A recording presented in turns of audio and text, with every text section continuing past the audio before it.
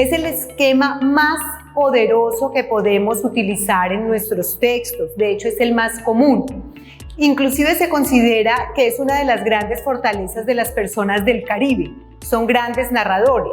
Ejemplos tenemos, por ejemplo, a García Márquez, un excelente narrador, a Sánchez Julião, y si seguimos, hay muchísimos más. Nuestros campesinos del Caribe, inclusive muchos de ellos analfabetos, son excelentes narradores de cuentos, de historias, de leyendas. Sin embargo, no es esa la narración de la que vamos a hablar hoy. Hoy vamos a hablar de la narración como parte del artículo académico. Si nosotros logramos hacer una muy buena narración, vamos a lograr ubicar a nuestro lector exactamente en el problema del que queremos hablar. ¿De qué problema queremos hablar? Queremos hablar de las características del problema, de todas las variables que hay en él. Para que podamos mirar las variables, por favor, Glorita, que hay en el problema, tenemos que el problema va a tener unos elementos que son fundamentales y que no podemos nunca olvidar. El primero es identificar cuál es el problema del que vamos a hablar, que ya lo hicimos en la semana anterior. Ya teniendo identificado nuestro problema, debemos mirar por qué sucede, cuáles son las causas que hacen que ese problema tenga las características que tiene y que realmente sea un problema para nuestra comunidad, para nuestro grupo. Entonces tenemos que definir qué pasa. Es la primera pregunta. ¿Qué pasa? ¿Por qué tenemos ese problema? Tenemos que enmarcarlo en un lugar, porque resulta que lo que pasa aquí muy seguramente no es igual a lo que pasa en Bogotá o a lo que pasa en Cali o a lo que pasa en Pasto, porque tenemos un país pluricultural y diverso. Por esa razón es muy importante que determinemos la región exacta de la que queremos hablar. Eso nos determina un lugar, un dónde. Además, tenemos que determinar los tiempos.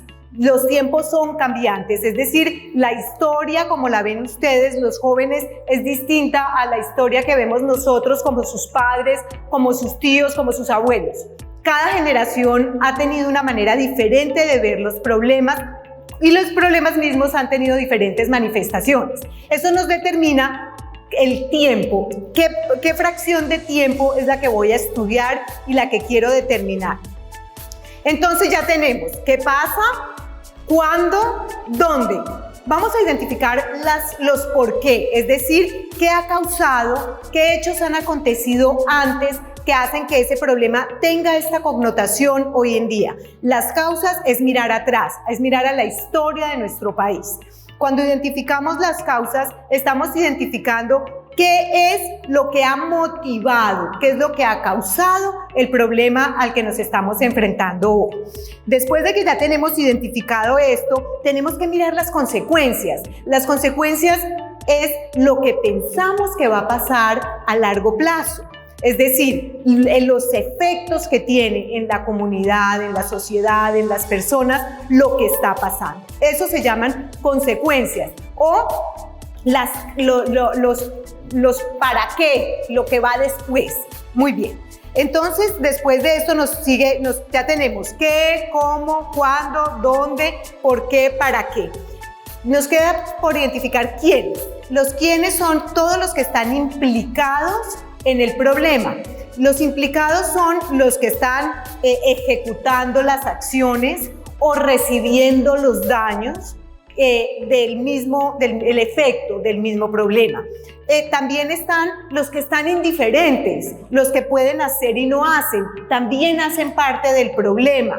Los que están opinando, los que están hablando, los que están diciendo, los que están comunicando. De cierta manera, en los problemas que tenemos en todas las comunidades, todos tenemos de alguna manera cierta responsabilidad y tenemos que identificar la nuestra. Nosotros, los académicos, los jóvenes, ustedes, cada uno de ustedes, ¿qué ha podido hacer y no ha hecho o qué ha hecho que ha agravado el problema?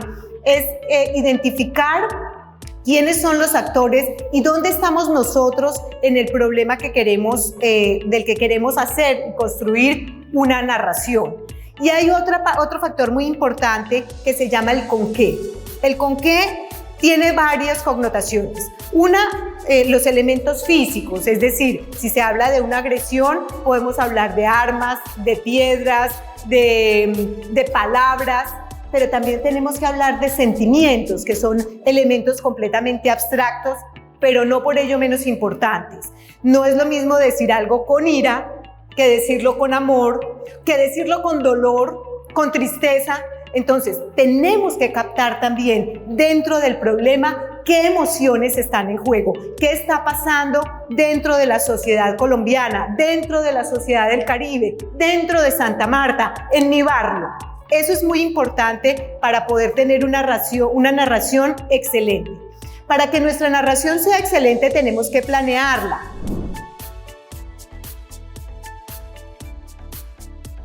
Este es el cuadro por medio del cual vamos a planear la narración. ¿Qué sucede con este cuadro? Tiene dos columnas. En la primera columna están las preguntas que nos estamos haciendo. En la segunda columna está el hecho, es decir, lo que podemos contarle al lector que es demostrable, que es real, que es cierto. Entonces, cuando hablamos del qué, estamos hablando del hecho específicamente. Y aquí vamos a colocar una oración que nos va a guiar para la redacción del problema. Es decir, ahí no vamos a escribir el párrafo todavía. Solamente estamos organizando nuestras ideas que nos van a permitir hacer una narración con todos los detalles que ella debe tener. El segundo renglón tenemos el cómo, las condiciones, lo que percibimos, lo que se ve, lo que efectivamente está sucediendo. Podemos colocar varios verbos o varios adjetivos que nos permitan ver, nos permitan mostrarle al lector el problema que nosotros estamos viendo. El tercero es el cuándo, es simplemente un tiempo. Usted puede escoger máximo 5 años, porque más de eso es supremamente complicado para ilustrar porque son demasiados hechos. El dónde es el lugar específicamente desde el que vamos a trabajar y debemos trabajar desde el lugar que conocemos. Contar problemas ajenos a nosotros nos obligan a repetir lo que otros han dicho. Cuando nosotros contamos nuestros propios problemas, no solamente vamos a contar lo que hemos visto, lo que hemos vivido, lo que hemos sufrido, sino lo que forma parte de nuestra propia cultura. Eso hace que no tengamos que repetir ni lo que dice la prensa, ni lo que dice el noticiero, ni lo que dice la radio. Tenemos que decir lo que nosotros conocemos desde nuestra propia experiencia, desde nuestra propia vida. Ok. El por qué es identificar causas. A veces nosotros no somos capaces de identificar solos las causas y requerimos buscar la información afuera. Para esto nos sirve buscar artículos de investigación, no tanto los noticieros, porque la información puede no ser muy fiable. También podemos acudir a nuestros viejos, a las personas que conocen en nuestro entorno nuestro propio problema, como una fuente de información. Después vienen las consecuencias que no están escritas, no pueden estarlo porque no han sucedido, pero que podemos preverlas y podemos avisorarlas. Los participantes es donde es muy importante que nos ubiquemos. Yo cómo estoy participando en este problema, como un agente pasivo, como un agente activo, estoy involucrado física, emocional, económicamente, ¿cómo estoy yo involucrado en el problema? Y el con qué, todos los instrumentos, las emociones, los instrumentos físicos, los lugares que hacen parte del problema mismo. Bueno, espero que con estas explicaciones, que son un poco cortas, claras, y espero que sean bastante sencillas para ustedes, puedan empezar a planear para luego convertir eso que planearon en un texto escrito. ¿Cómo hacemos para convertirlo en un texto escrito? Dándole cuerpo a las ideas, utilizando signos de puntuación o conectores entre una y otra, de manera que obtengamos entre 1 o 2 párrafos. Más de ahí es demasiado. Debemos procurar ser sintéticos, coherentes y claros. Muchas gracias.